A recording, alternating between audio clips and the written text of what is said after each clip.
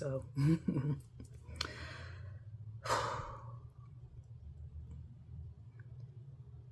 trying to focus on the purging of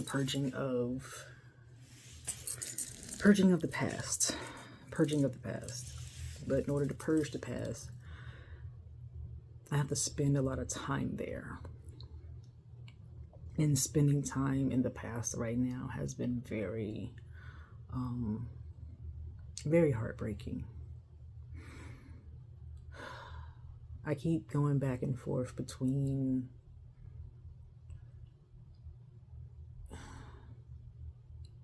anger. Actually, anger has settled down right now. Still grief, and even still having to feel love and desire for this person. It hadn't been so bad lately, but I don't know, the past few days it's just, again, because I'm dwelling in the past in order to confront it, and my love and feelings for my first are still there. And I'm afraid they will always be there. Because the part of me that loved her is still a part of me now. And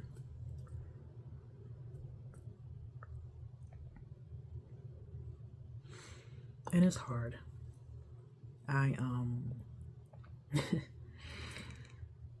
also, with learning so many new things, like the biggest thing being knowing that other people knew, other elders of the church knew, learning that her daughter knew because somebody told her that they had seen First and me together, and also realizing, based on just reflection, that Bishop knew too. He knew when I was over there. He knew what it was. Whether or not they had an agreement or it was spoken or he just turned a blind eye, I don't know what their situation was, but the more I learn, the more I look back, the more I see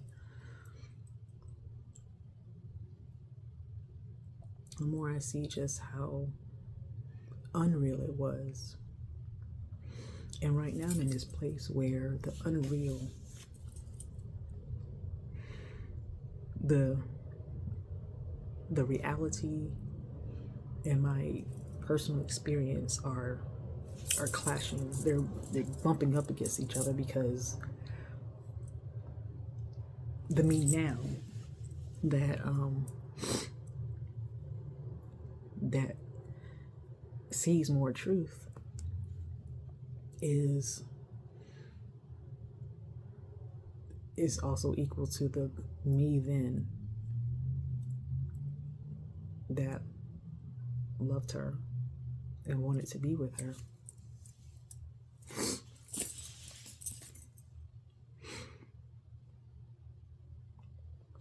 And I think the anger is gone now, or at least right now, because I had a realization, and that realization was that if people knew then and didn't say anything and didn't hold her accountable, they're not going to care now. Nobody's going to do it now, 22 years later. If nobody cared then when I was actually still a youth, nobody's going to care now that I'm a grown-ass adult.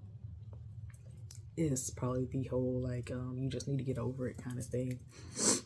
And hopefully one day I will. Hopefully one day I will be completely purged of, if nothing else, the feelings that I still have for her. In my first post, I talked about releasing the illusion of believing that she loved me. And I know that she didn't. But for part of me, it doesn't matter that she didn't. I still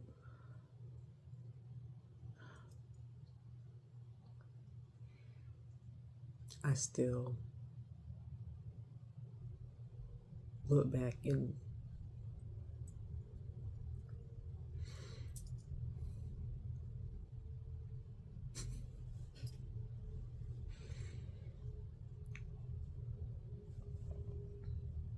I want her to love me then, I want her to love me now. And I think the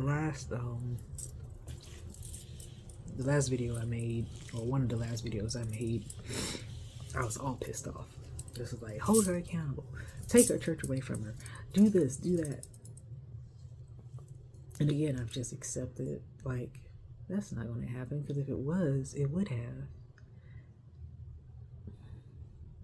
If people had, again, if people didn't care then, they're not going to care now. And I think I can live with that, because that's the way of the world. Like, it's damn near a special occasion anytime a predator gets held accountable, an abuser gets held accountable, and is not without a lot of work and labor on the side of the victims. And that's when something illegal's been done. I have no actions to take. It wasn't illegal. It was immoral, but it wasn't illegal. And there's no crime that was committed.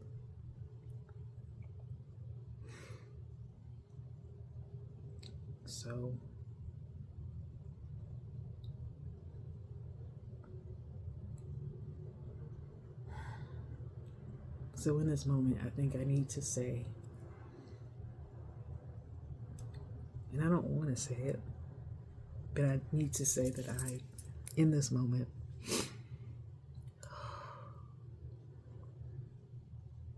still love the person I thought she was. At least I fixed it. I was going to say I still love her. I don't love her.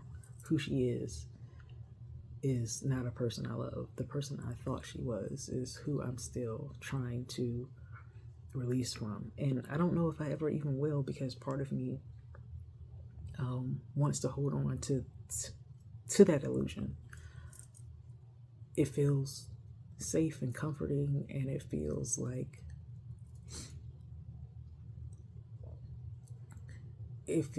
a way to still honor me and my feelings and my experience of loving her back then. And I think that might be what I have to do for a while, is separate the two. The real person that took advantage of me and exploited me and did not care about me, and the person in my head that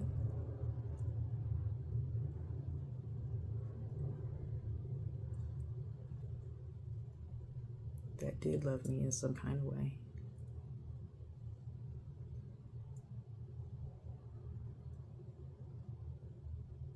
But saying it out loud sounds so stupid. But yeah, I'm sad. I am.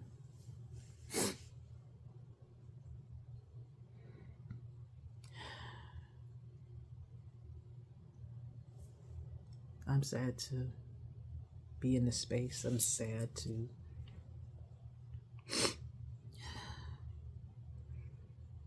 sad to still be here. But I mean, it's only been a few months. And I do know that I will get this out of my system at some point. But yeah, that realization of they didn't care then, so people will not care now, is kind of what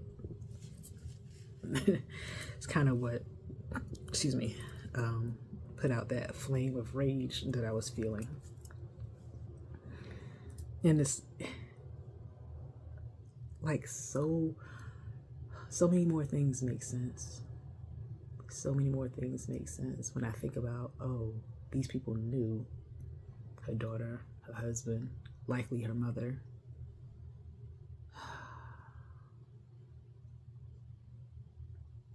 Like imagining that a mother of the church, because again, the first family, the church family, that's that's royalty in the church. Thinking that mother of the church could very well have known that her daughter was sleeping with me too. Maybe she didn't know then at the time, but I know as time went on, she had to have figured it out. Because she loved her daughter, and a person that loves their child knows their child.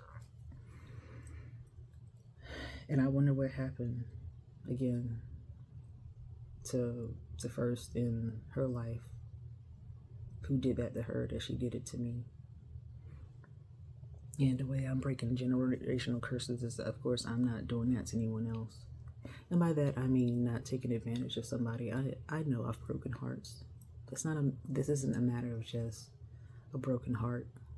It'd be different if it was just that. If it was just that, then, that's life. That's life. But there is just so much that I'm still, I guess I've unpacked it. Now I'm just sitting with it. It's kind of like I've unpacked so much.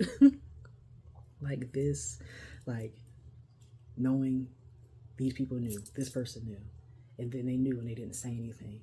And then this and that and this and that and this and that. It's like all these little pieces that when I started this journey in October, November, did not foresee any of this. Like never once occurred to me that people actually knew and didn't say anything. And that has utterly destroyed my childhood cherishing of my church community. Because even with the anti-queer messaging and just the like I said, it was not a church rooted in liberation. But despite all of that, it was my home. They were my family. That was my life. And now, anytime I look back on any memory and I see like the young child version of myself, all I can think about is when you are being taken advantage of, nobody is going to save you. I can look back at things when I was, say, in grade school or middle school. I'm like, oh yeah, that, and going to, I want to say it was convocation. I can't think of it, but we would go like for a week every year. I guess it was convocation, some kind of conference, and I was always on the Bible Bowl team. And I whooped ass on the Bible Bowl team. I whooped ass on the Bible Bowl team. We always had so much fun. And just all of those memories now are tainted because I know what's coming. I know what's coming and I know what happens. And it just means that all those years where I felt like I mattered to people, or at least I like to think that I mattered to people, because honestly,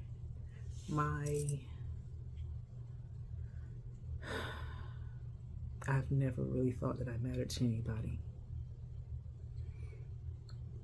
Growing up, I felt excluded, separated, like there was always something in between me and other people.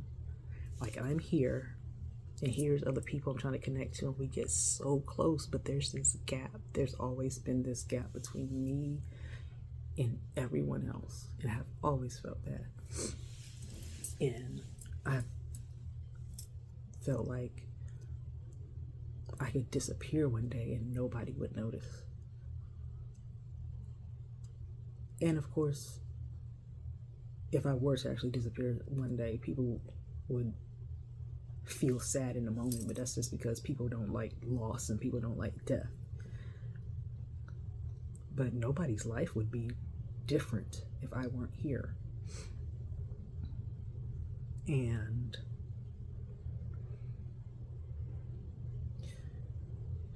this just feels like validating all of those negative thoughts that I don't matter.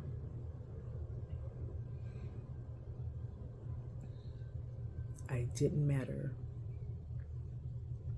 enough for her not to take advantage of me. I didn't matter enough for people to speak up when they saw me being taken advantage of. And even now, I don't matter enough for her to admit that it happened, or for the people that know it happened to hold her accountable. To say, what you did was fucked up and you need to try to fix it.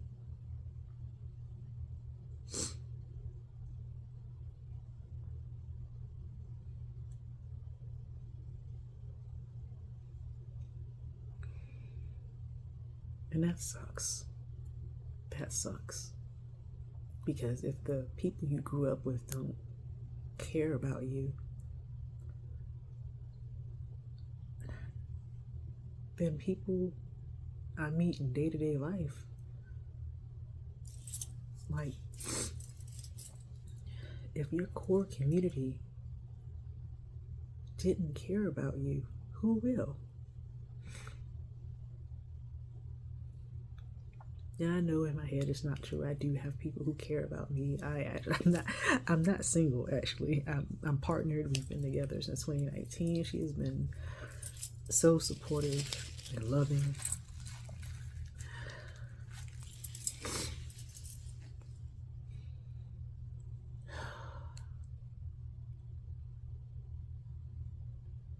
But it's almost like time has been very interesting in navigating this, because I am present with who I am now. I'm also present with who I was then. I'm present with my child self, my teen self, my college self. Like, all of these points of who I am and was are converging right now. It's like we're all together just having this meeting, trying to figure out where we go from here. And it's like that little voice that was whispering to me throughout my life that I don't matter. It's kind of like that voice was me from the future, telling myself I didn't matter, because I learned over time that I don't matter. Does that make sense? Probably not. It's fine.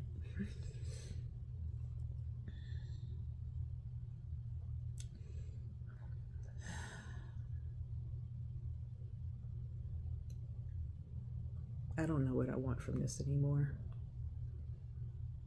I'm making it so I don't care if she's ever held accountable. I have to make it so I don't care about that.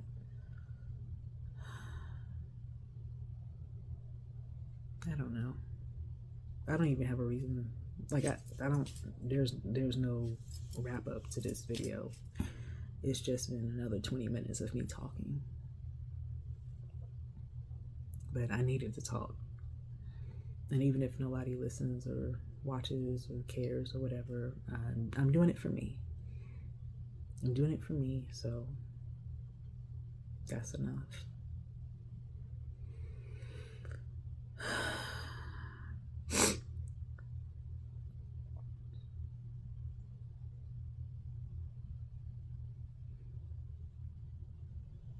How do you process a relationship where I don't even know how to finish that question. I just don't. How do you process so many different truths about a situation?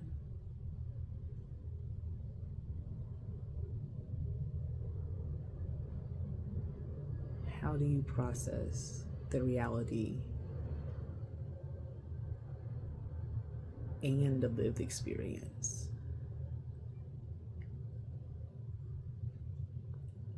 I often feel comfortable with duality. Two opposing things can be true. So in this case, one truth is she took advantage of me. The other truth is I loved her as deeply as anybody could love anyone.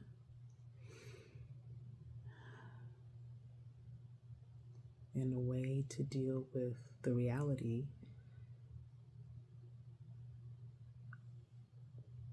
I guess at some point the reality has to